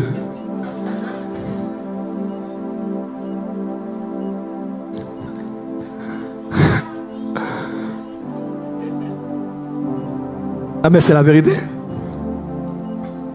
Tu vends ton rein, c'est fini. Ouais. C'était juste une manière de dire que vous avez de l'argent en vous. Je n'ai pas dit de le faire, hein, pas du tout, loin de là. Le fond de ma pensée, c'était de dire que vous avez de l'argent en vous. Écoutez-moi, l'argent se trouve dans l'homme. Toute somme d'argent que tu as entre tes mains, que ce soit numérique, que ce soit un billet de banque, tout ce que tu as là est passé d'abord entre les mains de quelqu'un. Ainsi, pour que tu aies de l'argent, il faut que Dieu mette quelqu'un sur ton chemin. Je prie en ce mois de mai que Dieu t'accorde la faveur de rencontrer des hommes et des femmes qui ont ton argent par une transaction particulière qui vont te donner cela. Je ne parle pas de 5 000 euros. Je te parle en commençant par les 150 000, en allant vers les 1 500 000, en allant vers les 200 millions. Ma prière est que le Dieu qui rend prospère El Shaddai, qui a béni Abraham et l'a enrichi, Isaac et il a enrichi, Jacob et il a enrichi, les Juifs et les a enrichis, qu'El Shaddai te bénisse. On peut avancer. L'argent se trouve où? Dans l'homme. Deuxièmement, l'argent se trouve dans les problèmes. On peut avancer. Quelqu'un béni ce soir? J'aime l'enseignement. L'argent se trouve dans quoi? Ton problème de faim est la raison pour laquelle le vendeur de nourriture se fait de l'argent. Tu n'as pas entendu. Ton problème de faim est la raison pour laquelle le vendeur de nourriture se fait de l'argent. Ton problème de carburant est la raison pour laquelle la pompe d'essence se fait de l'argent. Ton problème de dents est la raison pour laquelle le dentiste se fait de l'argent. Ton problème de cheveux est la raison pour laquelle le coiffeur que j'ai vu tout à l'heure se fait de l'argent. Ton problème de logement est la raison pour laquelle le propriétaire de terre se fait de l'argent. Ton problème de santé est la raison pour laquelle le pharmacien qui prie tous les jours, Seigneur, rend les gens malades. Que les malades viennent, oh Dieu, touche les gens qui soient malades. Comment prier un pharmacien si ce n'est pas que Dieu donne un peu de maladie pour qu'il se fasse des bénéfices? Ton problème de deuil est la raison pour laquelle les pompes funèbres se font de l'argent, le croque-mort. Que disent ces gens-là? Seigneur, pourquoi ne meurent-ils pas ces jours-ci? Je n'ai plus de clients. Tue-en quelques-uns, Seigneur, afin de te souvenir des business de ton fils. Ton problème de sécurité est la raison pour laquelle le vendeur d'armes pour les nations se fait de l'argent, mobilité, le concessionnaire et autres. Mes frères et sœurs, là où il y a des problèmes, là où il y a de l'argent. Dis à ton voisin, regarde les problèmes qu'il y a dans la salle. N'est-ce pas? Cherche des problèmes. Tu verras l'opportunité de te faire de l'argent. Se fait-on de l'argent sur les problèmes des autres? Oui. Oh, oui. Quelqu'un pensait que j'allais dire non, non. On se fait de l'argent sur les problèmes des gens. C'est un principe. Quand je dis problème, je dis besoin. C'est la loi de l'offre et de la demande. Où trouve-t-on l'argent? Dans la vente et dans les services. 2 Rois 4. Elle alla le rapporter à l'homme de Dieu, le prophète, et il dit, va vendre. Dis à ton voisin, vends. Alors pose la question à ton voisin, qu'est-ce que tu as vendu? Qu'est-ce que tu vends? Il y a beaucoup de chrétiens qui ne vendent rien. Si tu ne vends rien, tu n'auras pas d'argent. Regarde, nous sommes à combien ici? Regardez le nombre de personnes qui sortent d'ici après culte. Ils ont souvent soif. Achetez l'eau. L'eau est prophétique là-bas.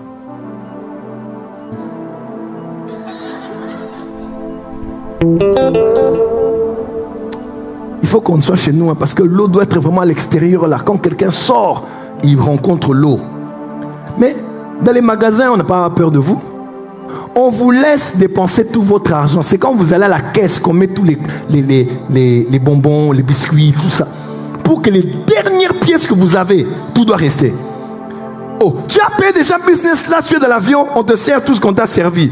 Après, quand tu te reposes là, duty free, duty free, duty free, papa, on veut tout te prendre. Quand tu es un entrepreneur, tu dois tout prendre. Il n'y a pas de pitié. Tu dois vendre et que les gens achètent. Vends les mèches, vends les plantes, vends les téléphones. Mais vends quelque chose, tu dois vendre. En tout cas, toute la porte des cieux doit être composée de commerçants et de commerçantes. Tu dois vendre quelque chose. Je te dis, tu dois vendre quelque chose. Il faut que tu vendes pour avoir l'argent. Parce qu'il a dit, va vendre l'huile et paye ta dette. N'est-ce pas? Quand tu vas vendre, tu auras de l'argent et tu pourras payer ta dette. Avant de vivre avec ce qui restera, on paye d'abord les dettes. Ton problème, quand tu as l'argent, tu dépenses tout. Et tu commences à payer les dettes d'abord, 500 €. 100. Non, il faut d'abord payer les dettes. Parce que celui qui a emprunté de l'argent, il est esclave de celui qui l'a prêté. Dis à ton voisin, tu dois vendre quelque chose. Pasteur, si cette année, il faut vendre. Hein? Il faut vendre. Dans les idées. Écoutez-moi. Alibaba n'a pas de stock. Uber n'a pas de voiture. Bitcoin n'a pas de banque. Amazon n'a pas de magasin. Doclib n'a pas de médecin. RNB n'a pas d'appartement. Facebook ne crée aucun contenu. YouTube ne produit aucune vidéo. Ils ont juste créé des systèmes et vous apportez ce que vous avez et ils se font de l'argent derrière vous. Ou des idées. Dis à ton voisin, réfléchis. Donc après avoir il faut dire à Dieu, donne-moi des idées qui valent des millions. YouTube a commencé là, je crois, au début des années 2000.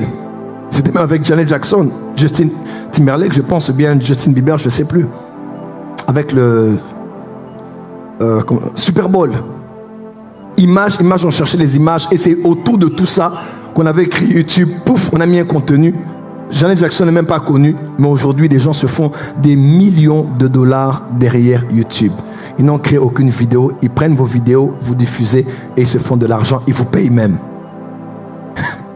Vous blaguez avec eux, ils censurent le son là qui joue, ils ne sont pas contents. Intelligence. Airbnb, Uber, juste les idées. La prière aujourd'hui, que Dieu te donne des idées qui valent des millions. Je vais chuter.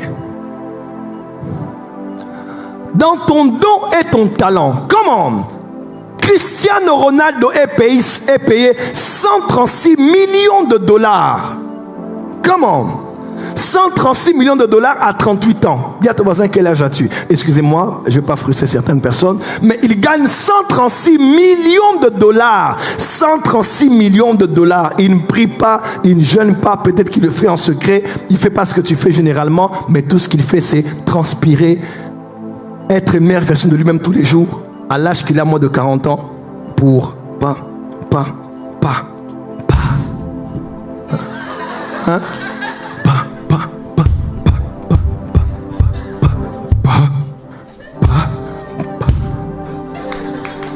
Il finit 136 millions. Et toi, tu débats encore pour est-ce qu'un pasteur peut avoir ce genre de voiture? Moi, ce genre de choses-là. Et ce n'est pas la prière, c'est un don, c'est un talent. C'est quelque chose qu'il a développé. Il y a une différence entre un talent et un don spirituel. N'est-ce pas? N'est-ce pas? Un talent est inné.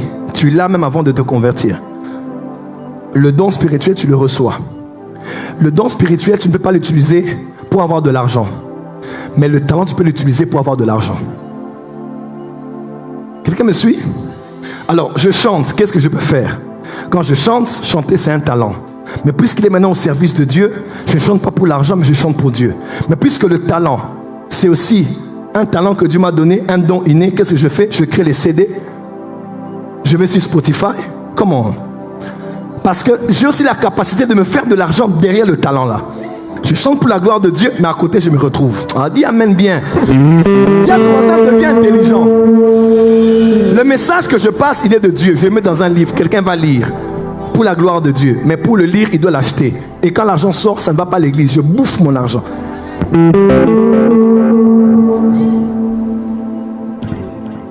Lionel Messi.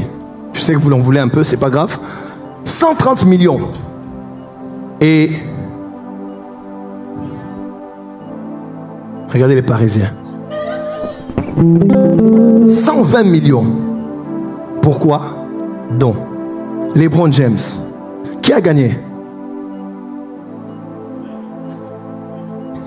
C'est les Lakers? 119,5 millions. Talent. Donc, si tu tresses comme personne n'a tressé les cheveux, si tu coiffes comme personne n'a coiffé les cheveux, n'est-ce pas? Si tu couds les vêtements comme personne n'a cousu des vêtements. Quelqu'un me suit? Maman était là, elle dessinait un peu des modèles, tout ça. Elle m'a dit, ah, je vais commencer à faire. J'ai dit, fais. Et aujourd'hui, c'est ces mecs qui partent, les gens achètent. Papa, l'argent entre. Ça, c'est pas un don spirituel. Ça, c'est son argent. Même moi, là-bas, quand je veux demander, j'ai dit, oh, Seigneur, tu peux me prêter un peu. C'est son argent. Il faut des idées. Il faut des idées. Quand tu as ton talent et ton don, tu peux dessiner, tu peux te faire de l'argent. Avec ta... Est-ce que tu sais que... Il y a des gens qui se font de l'argent juste à cause de leur voix. Elle a une voix radiophonique, elle a une belle voix. Pas, on paye. Et puis la voix est dans la pub et tu te fais de l'argent avec. Je me rappelle à l'époque, Turkish Airways voulait me contacter pour que je présente mon visage, mon beau visage, avec mon joli sourire, comme image de marque de Turkish. Je crois que c'était en Afrique ou au Congo. Et on a dit, on aime bien ton sourire. J'ai dit, moi, pasteur, on aime bien quand tu souris. Et j'ai dit, ah bon? Ils ont dit, non, en tout cas, ils sont prêts. J'ai dit, ah bon, mais c'est sérieux? Alors je vais voir un pasteur avec qui je travaille. J'ai dit, pasteur, regarde cette opportunité qui tombe entre mes mains. Qu'est-ce que je fais? Il dit, tu vois, nous sommes des hommes de Dieu, des hommes d'église. L'image de l'homme de Dieu, papa. J'ai raté l'argent de ma vie. Aujourd'hui, quand je vois le pasteur là, il a beaucoup d'argent. Je le regarde, je dis, lui.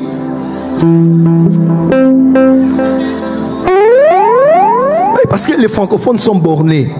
Ils sont bloqués. Imagine que mon visage chrétien dans un pays à majorité islamique et mon sourire est partout. Ton sourire a de l'argent? Il y a des gens qui ont peur de sourire. Tiens, honte de tes dents ou de... Fais un joli sourire à ton voisin ce soir. Oui, ton sourire peut... Oh, est-ce que c'est joli, c'est vrai? Il y a même de l'argent dans ton sourire. Souris à ton voisin. Il y a des gens qui ont honte même de leurs dents. Souris. Dis avec moi, c'est fort. On va terminer. Il y a de l'argent dans quoi? Dans le donner. Frère, il y a de l'argent quand on donne. Je te promets, c'est quelque chose qui marche. Dans ce qu'on appelait Tzedaka dimanche dernier, dans les aumônes, dans les prémices, les offrandes. Vous savez, chez les Juifs, comment gèrent-ils leur argent? Les parents, les pères en particulier, éduquent leurs enfants financièrement. Tu dois avoir une éducation financière sur tes enfants. Autrefois, on avait des tirelires. Aujourd'hui, on n'en a même plus. Dans l'argent, l'enfant utilise l'argent n'importe comment. Tu dois discipliner ton enfant déjà quand il est petit par rapport à l'argent. Regardez comment les Juifs gèrent l'argent. Quand un père donne à son père, à son fils 100 €, ils ont 5 bocals. 5. Premier bocal, 10 €, il met la dîme. 2, 10 €, il met l'offrande. 3, 10 €, c'est pour l'épargne. 4, 20 € investissement. Et 5, 50 €, va vivre avec. C'est comme ça que les Juifs vivent. Ils vivent avec la moitié de tout ce qu'ils gagnent. Quelqu'un va dire ici, le gouvernement nous prend déjà tout. Je vais donner combien? Je vivrai avec quoi? Alléluia. Mon fils, 100 €. Premier bocal, 10. Deuxième, 10. Troisième, épargne, 10. Quatrième, investissement, 20. Et puis, 50 dépenses. Ça, c'est l'argent qu'il a en main. Ça, c'est ce qu'il met, il injecte pour multiplier. Ça, c'est ce qu'il garde. Aujourd'hui, l'épargne même peut être aussi un investissement. On peut épargner tout en s'attendant à des bénéfices, n'est-ce pas? Dîme, offrande, c'est comme ça que les Juifs prospèrent. Tu dois respecter ces principes si tu veux prospérer. Tu dois respecter ces principes. Regardez, la Bible déclare, je termine ici. J'ai encore un autre point, mais je ne vais pas avancer. Le total de l'or employé à l'œuvre pour tous les travaux du sanctuaire, or qui fut le produit des offrandes, montait à 29 talents et 730 cycles selon le cycle du sanctuaire. Là, c'est comme Moïse a fait l'appel, n'est-ce pas, pour construire le tabernacle. Étudiez avec moi. Rien que l'or dans le temple, 29 talents, on dit, ont été utilisés dans le tabernacle, sans compter l'argent et le bronze, pour mieux percevoir le niveau de richesse auquel opérait Israël. Voilà. Revoyons cela en euros. 29 talents et 730 cycles d'or correspondent à 1,65 tonnes d'or. Le cours du kilogramme d'or aujourd'hui est environ à 35 000 €. Je crois que c'est un peu plus ou un peu moins. 1,65 tonnes équivaut à 1650 kg. Pour tout le temple, ils ont donc dépensé 57 750 000 € et ce n'était que les offrandes du peuple. Donc tout ce qu'ils ont donné là, en termes d'or, c'était ce montant. Vous devez donner scandaleusement à Dieu. J'étais au Nigeria chez Bishop David Oyedepo en pleine conférence Shiloh 2013, je pense. À chaque session, il y en avait 4. Il donnait pas moins de 50 000 $ à Dieu en offrande. Un jour, on a posé la question, Bishop David Oyedepo, quel est le secret de ton succès? Comment tu peux être l'homme de Dieu le plus riche au monde aujourd'hui? Il dit, vous ne connaîtrez le secret de mon succès financier que lorsque vous saurez combien mon cœur bat pour Dieu. C'est parce que j'aime Dieu que je donne à Dieu. Tu veux prospérer financièrement, tu dois respecter les règles de jeu et il faut qu'on arrive à l'église au point où on donne tellement à Dieu que l'équipe de finances est choquée, le pasteur est choqué, nous sommes tous choqués. Et on peut rapidement avancer avec les projets pour terminer dans ton travail. On acclame pour le Seigneur. Proverbe 14, verset 23. Tout travail procure l'abondance, mais les paroles en l'air ne mènent qu'à la disette. Tu dois travailler. Tu dois travailler. Tu dois aimer le travail. Tu dois haïr la paresse. Tu dois être diligent. Tu dois être investi dans ton travail. Beaucoup de chrétiens ne sont pas recommandables parce qu'ils sont des paresseux. Vous savez, à l'église ici, il y a beaucoup de gens, ne le regardez pas comme ça, il y a des gens très très importants dans la salle. Et des fois, ta manière juste de faire le protocole, on peut se dire, Daddy, nous avons un grand dîner et on est en train de rassembler quelques femmes importantes pour faire un peu le protocole. J'aime beaucoup ces deux sœurs-là qui travaillent à l'église. Elles sont polies, elles parlent bien, elles reçoivent bien les gens. Et puis, paf, on peut vous dénicher. Vous faites le service, on vous paye, on vous remarque. Après vous avoir remarqué, on vous inclut dans le système. Vous avancez avec eux, dîner après dîner, programme après programme, demain Élysée et consorts. Et puis boum, les choses évoluent. Vous devenez aussi à la tête d'une structure de protocole. Et pourtant, tu n'as pas étudié ça. On ne réussit pas toujours dans ce dans quoi on a fait des études. Quelqu'un me suit? Ne crois pas que c'est parce que tu as fait 5 ans, 6 ans, 7 ans qu'absolument Dieu se doit ou bien il est obligé de te faire réussir là. C'est faux. La vie est dynamique. Le monde a changé après Covid-19. On ne peut plus réussir comme on réussissait avant. Il faut être dynamique avec comment ça se passe. Mais si à l'église on te connaît, tu parles mal aux gens. À peine tu as mis quelqu'un à sa place, tu passes et on te regarde. C'est pas parce que les gens ne parlent pas ici qu'ils ne connaissent pas. Il y a des gens qui ont de grandes relations. On peut passer un coup de fil Et puis tu passes. On te voit comment tu filmes. On te voit comment tu travailles avec les micros, comment tu tiens. On te dit non. On a besoin d'un service de médias. On veut prendre ce frère-là. Mais des fois, on n'est pas intéressé par rapport aux chrétiens parce qu'ils ne sont pas experts. Ils aiment le tantôt plus tôt. Pour Dieu, c'est le à peu près. Pour Dieu, c'est le coup-ci, coup-ça. Vous savez, moi, au Burundi, quand je prêchais à l'église, j'ai toujours pris mon temps de préparer mon message comme ça. Ça prend du temps. Hein. Ça prend du temps pour mettre les idées en place. Ça m'a pris beaucoup de temps. Je viens de Bruxelles. Mais quand il faut travailler, il faut être le meilleur dans ce que tu fais. Même si ce n'est pas 100%, c'est pas grave. Même si c'est 60 ou 70, c'est déjà bon. Mais tu dois être le meilleur dans ce que tu fais. Si tu nettoies la maison, nettoie-la bien au point où quand quelqu'un passera par là, ils se disent, mais qui a nettoyé ici? Qui a nettoyé ici? Vous êtes à la réception, soyez la meilleure réceptionniste. Parlez bien aux gens, souriez aux gens. On ne sait jamais. Quelqu'un peut être passé par là, il vous voit, il vous donne sa carte et votre vie change.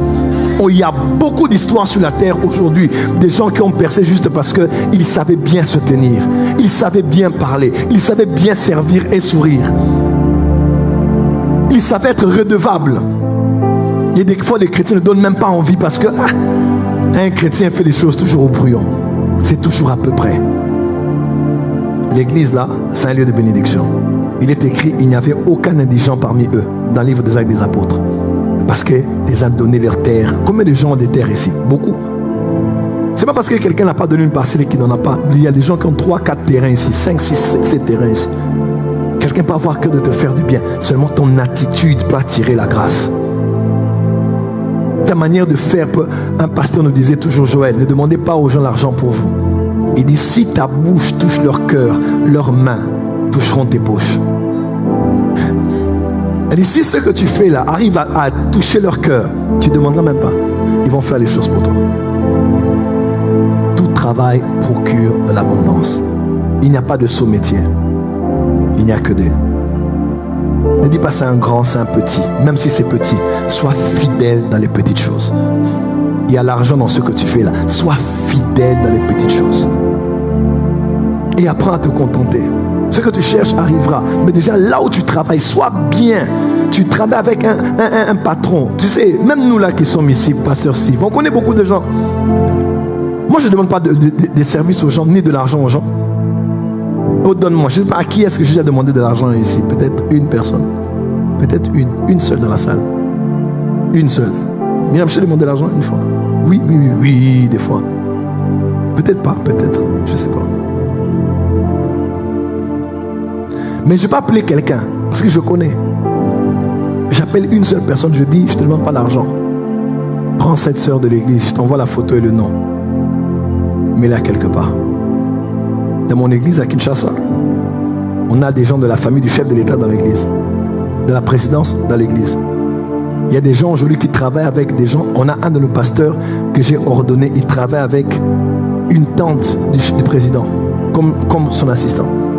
Il a son visage Schengen de la main ici, comme ça. Mais vous ne le saurez pas, il est serviable. Et la femme m'a dit, prophète, ce pasteur-là, il est mon pasteur à l'église, mais je ferai tout pour lui. Il est tellement serviable. Il est tellement serviable. C'est incroyable. Travaillez bien. Et je vous assure, en cette année, Dieu bénit votre travail. Je voulais vous enseigner ce message ce soir. Je l'ai écrit. J'ai voulu donner le meilleur de moi pour vous. Et je crois que El Shaddai que nous servons et prions est sur le point de vous bénir. Je dis, il va vous bénir. Vous travaillez à l'hôpital, vous travaillez dans une banque, vous travaillez en votre propre compte, où que soit le lieu, peu importe où vous travaillez. Dieu m'a dit, El Shaddai, cette année, il va vous bénir. Il va tellement vous bénir qu'on se posera la question, est-ce que ce n'est pas Joseph qui est venu ici en 2023? Parce qu'il est venu comme un Égyptien, il vient de la Guadeloupe, je parle à quelqu'un ici, il vient de la Martinique, il vient du Cameroun, il vient du Congo, il vient de l'Italie, il vient du Portugal, mais comment il vient chez nous? Il travaille à l'hôpital, elle travaille dans cette banque, mais tout ce qu'elle touche, tout ce qu'il touche prospère. Parce que la bénédiction de l'alliance est sur lui. En cette année 2023, c'est l'année de l'ascension. Que Dieu bénisse sa parole.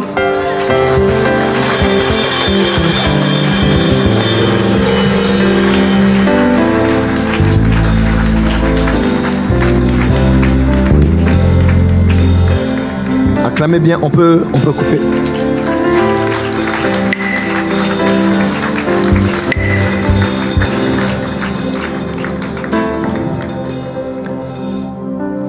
Alléluia. Qui a été béni ce soir? Regarde ton voisin, dis voisin. Allons au travail. Change de voisin, dis voisin. Allons au travail. Un autre voisin de l'autre côté, dis voisin. Ne reste pas à la maison. Allons au travail. Dis à notre voisin, voisin. Allons au travail. Faut travailler. J'ai une de mes filles qui est ici, je ne regarderai pas en sa direction. On parlait avec elle au téléphone, elle m'a dit papa, je ne travaille pas, tout ça. Elle travaille dans un hôpital. Je ne regarde pas dans sa direction. Elle m'a dit papa, je ne travaille pas parce que le vaccin de Covid. Bon, elle aurait entendu Dieu lui dire pas de vaccin Covid. Bon, je n'entre pas dans le prendre le vaccin ou pas, mais ce que je veux vous dire, c'est que arrêtez de vous compliquer la vie pour rien. Quelqu'un me suit? Oh non, ils sont là, ils veulent mettre les choses, ils ont déjà mis dans l'eau. S'ils veulent mettre, croyez-moi, ils ont déjà mis partout. Oui, ils ont mis dans le Doliprane. S'ils veulent mettre quelque chose, hein, ils ont déjà mis ça partout. Il y a une nouvelle application là où on voit des visages changer, on vous propose. Quelqu'un m'a dit, non, attention, prophète Joël, c'est qu'ils font là. Ils sont en train de dessiner votre visage parce qu'ils prennent vos... Hein, ils sont en train de prendre... J'ai dit, laisse tomber papa. À l'aéroport déjà on avait pris. À l'aéroport on avait pris. Quand tu as iPhone déjà tu ouvres là. Même Samsung là, on a déjà pris ton visage. Donc il ne faut pas être... Il y a des gens qui sont des complotistes. Il y a toujours un frama, toujours un satanique, il y a toujours un plan diabolique. Dis à ton voisin, calme-toi. Hein? Nous sommes sur la terre. S'ils veulent nous avoir, ils t'ont déjà eu depuis longtemps. Ils t'ont déjà eu. Hein? Oh non, l'œil, ils ont déjà pris. Papa, depuis longtemps, ils avaient déjà. Tu es là. S'ils veulent mettre même là, quelque chose là, c'est pas dans le vaccin.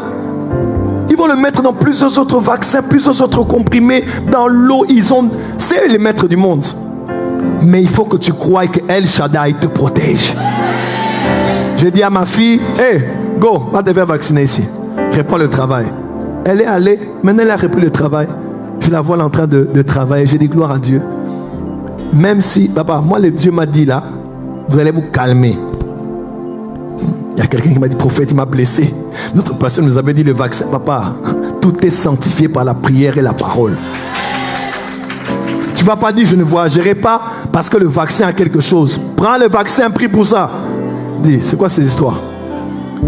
Ils ont 1000 voies d'introduire quelque chose dans ton système. Ils en ont 1000, crois-moi. S'ils veulent le faire, ils vont le faire. Sois relax. Dis à ton voisin, respire. Dis à ton voisin, inspire. Expire. Voilà. Sois calme. Tu es là, tu ne travailles pas. Va te faire vacciner. Et comment un prophète peut dire ça? Va te faire vacciner. Oh, tu racontes quoi? Tu vas te bloquer pour rien. Et puis tu vas dire persécution. Tu te persécutes toi-même. Le monde continue d'avancer.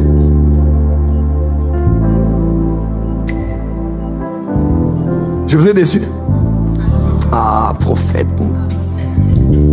J'avance bien même.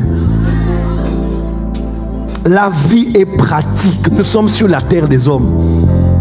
S'ils veulent t'avoir, ils t'ont eu depuis longtemps. Avec ton téléphone déjà, on t'a eu. À l'aéroport, on t'a eu. Devant les supermarchés, on t'a eu. On s'est déjà tous fait avoir ici. Snapchat, on t'avait déjà eu. TikTok, on t'a eu dans tout. On a tout de toi. Tu me suis? Et j'ai dit à ma fille, tu dois travailler. Maintenant, je l'ai vu reprendre du travail. Un peu, ça commence à revenir. Un peu d'argent. Dis à ton voisin, travaille. Je prie pour tous ceux qui sont chômeurs, qui ont leur point de contact ici. J'ai demandé les points de contact. Les points de contact.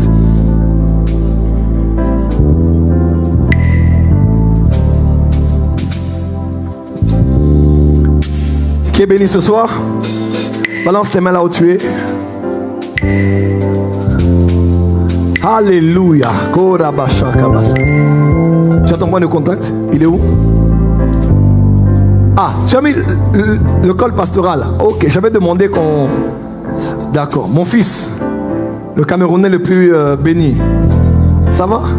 Ton point de contact. Ton CV, tu as quelque chose pour lequel tu veux qu'on prie par rapport à ton travail, par rapport à ton don, ton talent, tes capacités. Élève cela. Cherche même la photo dans ton téléphone. Sors cette image. Hallelujah. Thank you, Father.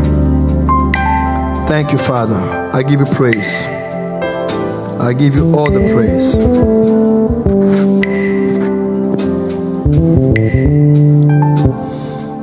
Tu vas dire amen à ces paroles. Comment Dieu te bénisse. Comment Dieu te multiplie. Comment Dieu fasse prospérer tout ce que tu fais et entreprends. Qu'il bénisse tes idées, qu'il bénisse tes dons, qu'il bénisse tes talents. Qu'il bénisse tes habilités, les potentiels qu'il a mis en toi. Qu'il bénisse ce que tu fais, peu importe son volume. Que le local devienne global. Que le continental devienne intercontinental. Que Dieu te donne un impact transgénérationnel. Et que Dieu te donne de vendre en cette saison et de vendre quelque chose, des biens ou des services. Que Dieu t'accorde de la sagesse financière, l'intelligence de créer des richesses. Je dis l'intelligence de créer des richesses. Que tu n'aies pas que de l'argent, mais que tu aies la richesse. Que tu n'aies pas que de l'argent entre tes mains, mais que tu aies plus de 4 voies d'entrée financière. Que l'argent coule à flot jusque vers toi. Que tu ne manques de rien. Que le Dieu qui a béni Abraham, Isaac et Jacob bénisse ce point de contact. Quel que soit ce que tu présentes devant Dieu et les anges maintenant, que Dieu mette sa main et fasse prospérer cela. Que mon Dieu bénisse tes mains. Dépose ton point de contact et lève les mains maintenant. Frotte un peu tes mains là où tu es. Frotte tes mains. Alléluia. Alléluia. Alléluia. Frotte encore les mains. Frotte encore les mains. Yes. Frotte encore les mains. Come on. Come on. Come on. Come on. Come on. Come on. Come on. Come on. Come on. Regarde tes mains. Qu'est-ce que tu vois dans tes mains? Tu vois quoi? Non, pas d'argent. Beaucoup. Tu vois quoi? Tu vois quoi? Que vois-tu? La foi vient de ce qu'on entend. Est-ce que tu as entendu ce que j'ai prêché ici? Qu'est-ce que tu vois dans les mains? Moi, je ne vois pas d'abord l'argent. Je vois la bénédiction dans tes mains. Je vois El Shaddai qui bénit tes mains. Et tout ce qui tombe dans tes mains produit, se multiplie, s'étend. Reçois cela au nom de Jésus. Je dis reçois cela au nom de Jésus. À partir de cet instant, Malekobashi Ramaseke, à partir la Kabasheri Yamanakura Baseke, Eri Mandele Seka Rabashaka, à la Kalamazoka Dabaki Yamaseke, et dans le nom de Jésus-Christ, je décrète et déclare que comme Abraham, Isaac et Jacob, tu vas t'enrichir, devenir fort riche, prospérer financièrement et tu ne manqueras de rien. Frotte encore tes mains là où tu es. Mets les mains dans ton sac, dans ta poche, quelque part où tu déposes l'argent. Ou touche ta carte, touche quelque chose. La basuka la baba shende les BBC. Kora baba baba shaka la baba baba se. Ila baba baba shenda la baba sa. Kara baba baba shandoro bobo kosa kara baba she. Ira baba baba shanda la baba sende les bébé kora baba basha. Et la baba baba shaka. Dis avec moi, je suis béni cette fois. 1, 2, 3, 4, 5, 6, 7. Dis, je suis gardé cette fois. 1, 2, 3, 4, 5, 6, 7. Dis, El Shaddai marche avec moi. 1. Non, plus fort et puis tu marches là où tu es. 1, 2, 3, 4, 5, 6, 7. Tu vas dire, je suis béni à mon départ, je suis béni à mon arrivée. 7 fois. 1, 2, 3, 4, 5, 6, 7. Au nom de... Pour terminer, dis avec moi 7 fois, cette année, les millions. 1. Je t'entends pas. 1, 2, 3, 4, 5, 6, 7. Maintenant 7 fois au nom de Jésus. 1, 2, 3, 4, 5, 6, 7. Poussez le cri de joie que tu as mis très fort.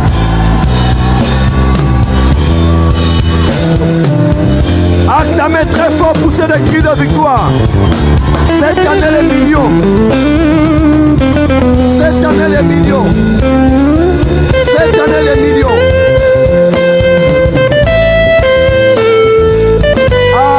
Amen. Donne high five à 3 personnes. Dis cette année des millions au nom de Jésus-Christ. Qu'il te soit fait selon ta parole, qu'il te soit fait selon ta foi, qu'il te soit fait selon ta confession. Tu es à la porte des cieux, c'est l'église des millionnaires, c'est l'église des milliardaires, c'est l'église des bénis de Dieu, c'est l'église des prospères, c'est l'église des bénis, c'est l'église des bénis. Est-ce que les bénis de l'Éternel sont là ce soir? Est-ce que les bénis de l'Éternel sont là ce soir? Oh!